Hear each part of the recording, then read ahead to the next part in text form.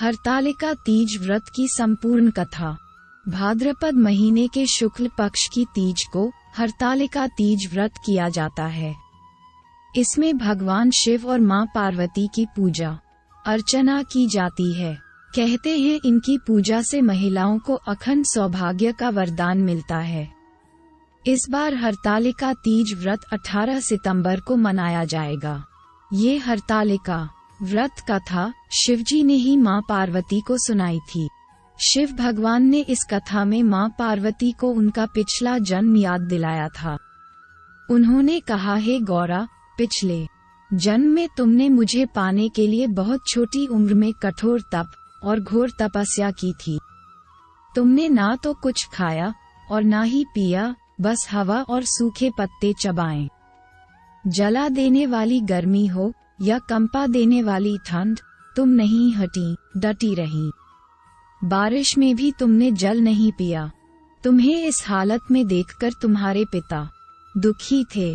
उनको दुखी देखकर नारद मुनि आए और कहा कि मैं भगवान विष्णु के भेजने पर यहाँ आया हूँ। वह आपकी कन्या से विवाह करना चाहते हैं। इस बारे में मैं आपकी राय जानना चाहता हूँ। नारद जी की बात सुनकर आपके पिता बोले, अगर भगवान विष्णु ये चाहते हैं तो मुझे कोई आपत्ति नहीं, परंतु जब तुम्हें इस विवाह के बारे में पता चला तो तुम दुखी हो गईं। तुम्हारी एक सहेली ने तुम्हारे दुख का कारण पूछा तो तुमने कहा कि मैंने सच्चे मन से भगवान शिव का वरण किया है, किंतु मेरे पिता ने मेरा विवाह विष्णु जी के साथ तय कर दिया है।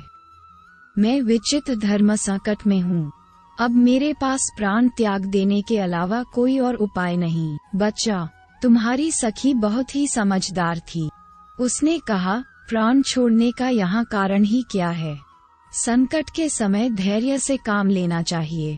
भारतीय नारी के जीवन की सार्थकता इसी में है कि जिसे मन से पति रूप में एक बार वरण कर लिया, जीवन पर्यंत उसी से निर्वाह करें।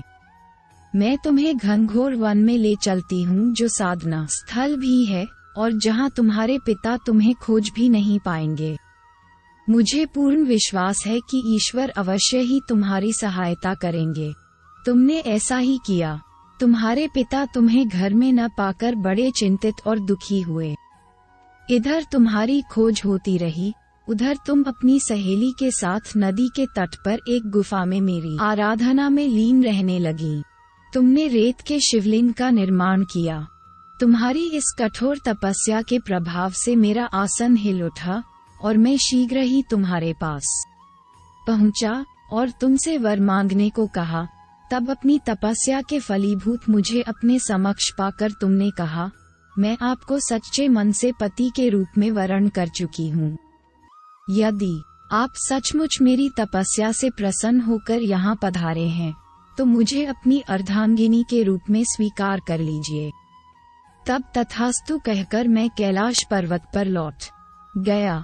उसी समय गिरिराज अपने बंधु बांधवों के साथ तुम्हें खोजते हुए वहां पहुँचे। तुमने सारा वृतांत बताया और कहा कि मैं घर तभी जाऊंगी अगर आप महादेव से मेरा विवाह करेंगे। तुम्हारे पिता मान गए और उन्होंने हमारा विवाह करवाया। इस व्रत का महत्व यह है कि मैं इस व्रत को पूर्ण निष्ठा से करने वाली प्रत्येक स्त्री को मनवांछित फल देता हूँ। इस पूरे प्रकरण में तुम्हारी सखी ने तुम्हारा हरण किया था, इसलिए इस व्रत का नाम हरतालिका व्रत हो गया।